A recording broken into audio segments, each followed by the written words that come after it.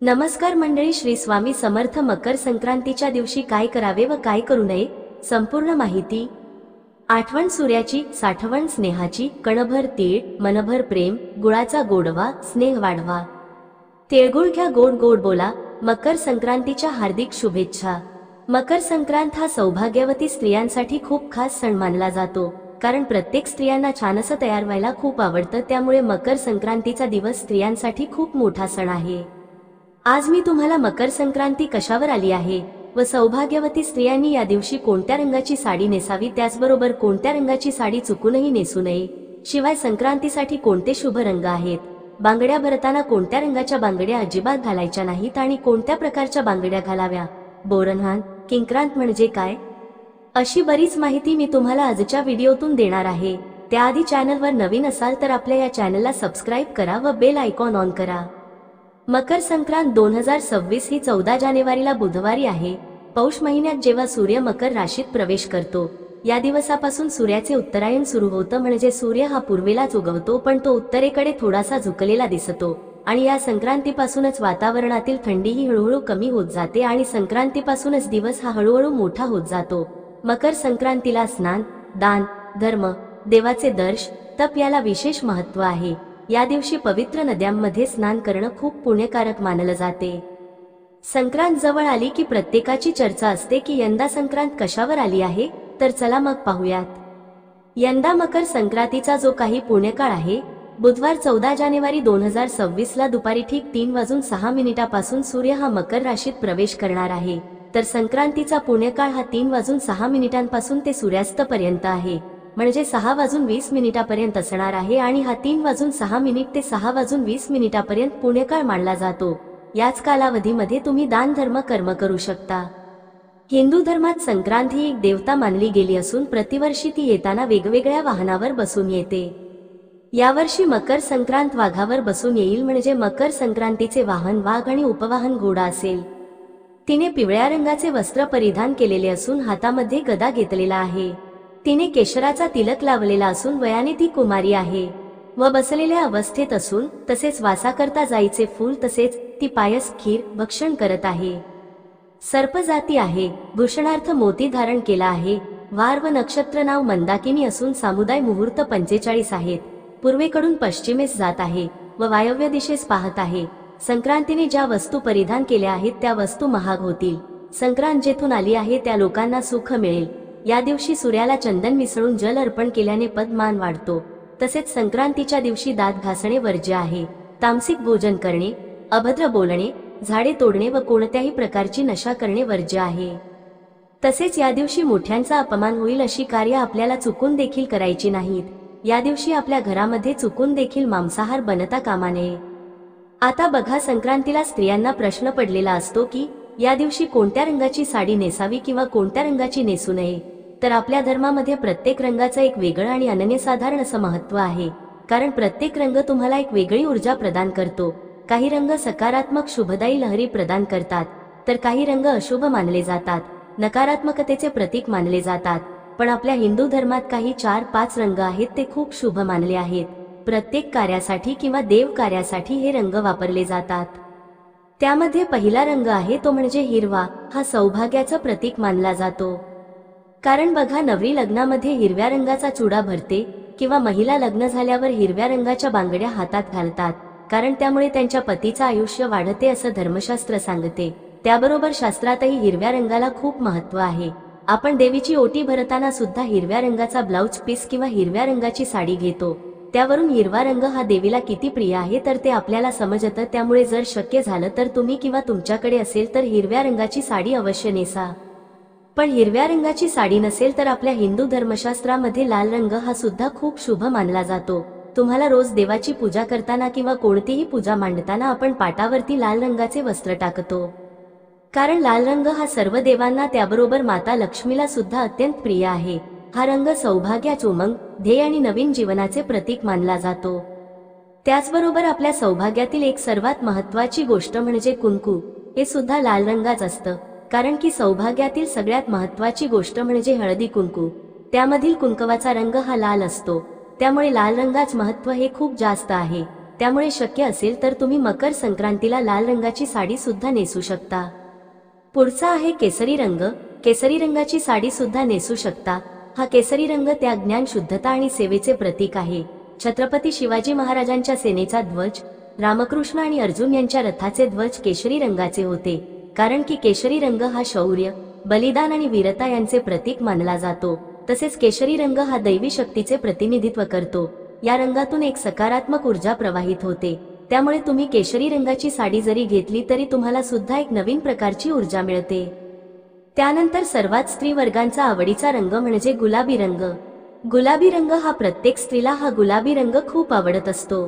गुलाबी रंग हा प्रेमाचा रंग मानला जातो. तसेच हा रंग आनंदाचा प्रतीक सुद्धा मानला जातो. गुलाबी रंग हा नेहमी स्त्रियांना आकर्षित करत असतो.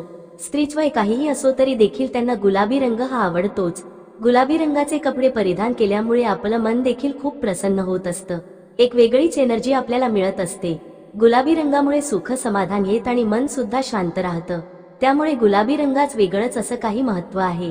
त्यामुळे तुम्हाला संक्रांतीला गुलाबी रंगाची साडी तुम्ही अवश्य नेसू शकता.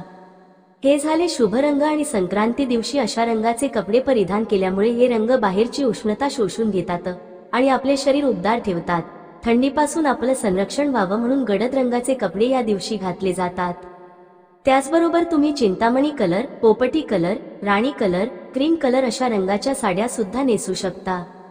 तसेच या दिवशी काळ्या रंगाची साडी आवर्जून घातली जाते. या सर्व रंगाच्या साड्या तुम्ही या दिवशी नेसू शकता. फक्त पिवळ्या रंगाची साडी नेसायची नाही, कारण संक्रांती देवीने ज्या रंगाचे वस्त्र परिधान केलेले असते त्या रंगाची साडी किंवा वस्त्र या दिवशी परिधान करू नये असं सांगितलं जातं. म्हणजे ही पद्धत पूर्वीपासून चालत आली आहे.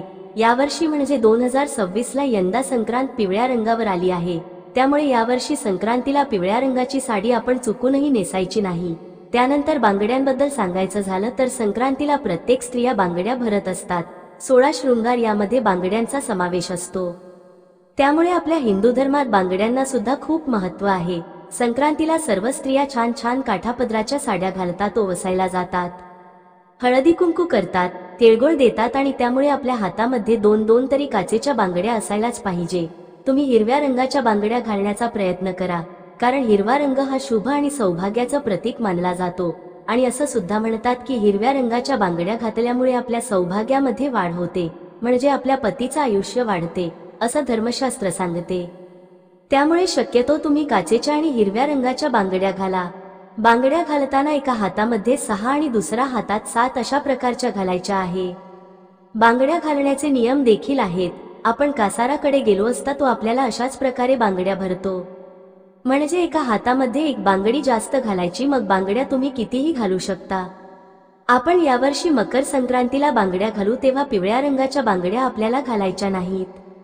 मकर संक्रांतीला बांगड्या घालत असताना हिरव्या काचेच्या बांगड्या सोबत लाखेची एक बांगडी का होईना तुम्ही नक्की घाला. हिरव्या काचेच्या बांगड्या घालण्याला अनन्यसाधारण महत्त्व आहे. तुम्ही सोन्याच्या कितीही बांगड्या घातल्या तरी देखील काचेच्या हिरव्या बांगड्या आवर्जून घाला. बांगड्या घालत असताना मेटलच्या बांगड्या किंवा प्लास्टिकच्या बांगड्या चुकून देखील घालू नका. पिचक्या बांगड्या हातामध्ये ठेवू नका, त्यामुळे आपल्या घरामध्ये दारिद्र्य येतं. त्यासाठी पिचक्या बांगड्या असतील तर लगेच ते हातामधून दूर करा. आता सगळ्यांना पडलेला महत्त्वाचा प्रश्न तो म्हणजे पिवळ्या रंगावरती संक्रांत आली आहे, या कारणाने आपण हळदी कुंकू लावावे का, हळद लावावी का? तर हळद ही पिवळ्या रंगाची असते, तरी देखील आपण हळद लावू शकतो, कारण की देवीने केशराचा टिळा लावलेला आहे. त्यासाठी केशराचा जो टिळा आहे तर तो आपल्याला या दिवशी लावायचा नाही. आणि आपण पिवळ्या रंगाची हळद वापरली तरी काहीही हरकत नाही. फक्त वस्त्रासाठी आपल्याला पिवळा रंग जो आहे तर तो वर्ज करायचा आहे. सणासुदीला आपण दागिने घालत असतो, कारण की दागिन्याशिवाय आपला कोणता शृंगार हा कंप्लीट होत नाही. तर सोन्याचे दागिने देखील पिवळ्या रंगाचे असतात. तर मकर संक्रांतीला सोन्याचे दागिने घालावे का, असा प्रश्न देखील बरेच जण विचारतात. तर दागिने तुम्ही घालू शकता, कारण फक्त आपल्याला वस्त्राचा जो रंग आहे तर तो पिवळा आपल्याला वर्ज करायचा आहे. सोन्याचे दागिने हळद तुम्ही वापरू शकता. यावर्षी मकर संक्रांतीला संक्रांती देवीने मोती धारण केलेला आहे, त्यासाठी तुम्ही मोत्याचे दागिने जे आहे तर ते दागिने वापरायचे नाहीत. या व्यतिरिक्त तुम्ही सोन्याचे दागिने वापरू शकता. यावर्षी संक्रांती देवीने वासाकरिता जाईचे फूल घेतलेले आहे, त्यासाठी आपल्याला जाईच्या फुलांचा गजरा हा अजिबात घालायचा नाही. या व्यतिरिक्त तुम्ही गुलाब, शेवंती, मोगरा, अबोली अशा फुलांचा गजरा घातला तर काही हरकत नाही, फक्त आपल्याला जाईच्या फुलांचा गजरा हा वर्ज करायचा आहे। यावर्षी संक्रांती देवी पायस भक्षण करीत आहे, म्हणजे पायस म्हणजे खीर, तर या दिवशी खीर आपल्याला चुकून देखील खायची नाही। तुम्ही कोणतीही खीर या दिवशी खाऊ नका, कारण की देवी जे करत आहे तर ते आपण करू नये असं सांगितलं जातं। त्यासाठी ती पायस भक्षण करीत आहे म्हणजे खीर खात आहेत, त्यासाठी या दिवशी आपल्याला खीर घरामध्ये बनवायची नाही।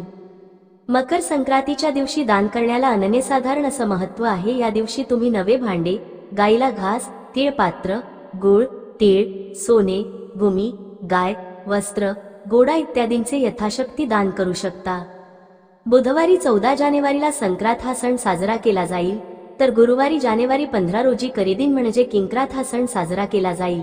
फार वर्षांपूर्वी किंक्रासूर नावाचा एक राक्षस होता, तो लोकांना फार पीडा देई। त्याला मारण्यासाठी देवीने संक्रांतीचे रूप घेतले। या संक्रांती देवीने किंक्रासुराला ठार केले आणि लोकांना सुखी केले। संक्रांती देवीने मकर संक्रांतीच्या दुसऱ्या दिवशी किंक्रासूर नावाच्या राक्षसाला ठार मारले आणि त्याच्या जाचातून प्रजेला मुक्त केले, म्हणून हा दिवस क्रिंकांत म्हणून साजरा केला जातो। पंचांगामध्ये हा सण करीदिन म्हणून देखील ओळखला जातो। हा दिवस शुभ कार्याला घेतला जात नाही, या दिवशी कोणतेही शुभ कार्य केले जात नाही। किंक्रातीच्या दिवशी स्त्रिया कुंकू समारंभ साजरा करतात। या दिवशी स्त्रियांनी शेणात हात घालू नये असे देखील सांगितलं जातं। केरकचरा काढण्यापूर्वी वेणी घालावी असे देखील सांगितलं जातं। तसेच या दिवशी केस देखील धुतले जात नाही। तसेच दुपारी हळदी कुंकू करतात, अशा काही प्रथा देखील किंक्रातीला महाराष्ट्रामध्ये पाळल्या जातात।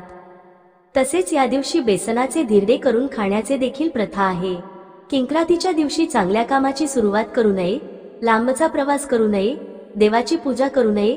बघा, या दिवशी देवाची पूजा करून गोडाचा किंवा गुळाचा नैवेद्य अर्पण करावा। घरामध्ये वादविवाद करू नये, मन शांत ठेवावे, शांतचित्त ठेवून सर्वांशी आदराने वागावे। कुलदेवता व कुलदेवतीचे सर्व देवाचे पूजन तसेच नामस्मरण करावे, नामजप करावा। ही काही कामे किंक्रांतीच्या दिवशी करावीत किंवा काही कामे वर्ज करावे। या दिवशी लांबचा प्रवास करू नये, तसेच या दिवशी शुभ कार्य देखील केले जात नाहीत। मकर संक्रांतीपासून ते रथसप्तमी पर्यंत हळदी कुंकू साजरा केला जातो। घरात बाळ जन्माला आल्यानंतर येणाऱ्या पहिल्या संक्रांतीचे खूप महत्त्व असतं। या दिवशी लहान मुलांना बोरन्हाण घातलं जातं। परंपरेनुसार ज्या पद्धतीने नवविवाहितेला हलव्याचे दागिने घालून सजवतात, त्याचप्रमाणे लहान मुलांना सुद्धा काळे कपडे घालून हलव्याचे दागिने घातले जातात। हा लहान मुलांचा कौतुक सोहळा असतो। बाळाचा जन्म झाल्यानंतर पहिल्या संक्रांतीला बोरन्हाण घातलं जातं। या शिशु संस्काराची व्याख्या म्हणजे लहान मुलांना उत्तम आरोग्य लाभावे म्हणून बोरन्हाण घालण्याची पारंपरिक पद्धत आहे। बोरन्हाणासाठी कोणत्याही मुहूर्ताची गरज भासत नाहीत। बाळ अगदी लहान असल्यापासून ते 1 ते 3 वर्षापर्यंत बोरन्हाण करता येतं। काही ठिकाणी 5 वर्षापर्यंत देखील बोरन्हाण घालण्याची पद्धत आहे। या कार्यक्रमात बाळाला घालण्यासाठी काळा रंगाचा ड्रेस निवडावा, हलव्याचे दागिने घालावेत, त्या दागिन्यामध्ये तिळाचा वापर हा केलेला असतो। तसेच लुटण्यासाठी मुरमुरे, बत्तासे, बोर, करवंद, तिळगुळ, फुटाणे, उसाचे तुकडे, हरभरा आणावे। सध्या लोक त्यामध्ये बिस्किट चॉकलेटचा देखील समावेश करतात। या कार्यक्रमासाठी नातेवाईक तसेच शेजारी पाजाऱ्यांना बोलवावे। खाली स्वच्छ आसन पसरवून त्यावर तांदळाची किंवा गव्हाची रांगोळी काढून त्यावर पाट ठेवावा। बाळाला त्यावर बसवून ओवाळावे, मग बाळाच्या डोक्यावरून सर्व पदार्थ हळूवारपणे ओतावे। इतर मुलांना ते लुटायला सांगावे। बोरन्हाण का करायचं याच्या संदर्भात अशी आख्यायिका आहे की करी नावाचा एक राक्षस होता। त्या करी राक्षसाची वाईट दृष्टी व वाईट विचार मुलांवरती पडू नये यासाठी सर्वात आधी हे कृष्णावरती केलं गेलं होतं। नंतर ही प्रथा पडली आणि तेव्हापासून बोरन्हाण केलं जातं। लहान मुले हे कृष्णाच्या स्वरूपात आहे आणि त्यांच्यावरती करी राक्षसांची वाईट विचार दृष्टी पडू नये असं म्हणून लहान मुलांवरती बोरन्हाण केलं जातं। तसेच शास्त्रामध्ये बघितलं तर या कालावधीत वातावरणात असे अनेक बदल होत असतात। लहान मुलांना या बदलत्या ऋतूची बाधा होऊ नये म्हणून या काळात मिळणारी फळे मुलांना खायला घातली जातात। त्यांना मजा हे व्हावी म्हणून अशी फळे वेचून खाण्याची संधी त्यांना दिली जाते। संक्रांतीच्या दिवसापासून रथसप्तमी पर्यंत आपल्या सोयीप्रमाणे कोणत्याही दिवशी बोरन्हाण करता येतं। आजच्या व्हिडिओमध्ये मकर संक्रांतीच्या सणाविषयी संपूर्ण माहिती देण्याचा प्रयत्न केलेला आहे। व्हिडिओ आवडला असेल तर जास्तीत जास्त लोकांपर्यंत नक्की शेअर करा। चॅनलवर नवीन असेल तर सबस्क्राईब करा। व्हिडिओ शेवटपर्यंत पाहिल्याबद्दल अगदी मनापासून तुमची खूप खूप आभारी आहे। धन्यवाद। श्री स्वामी समर्थ।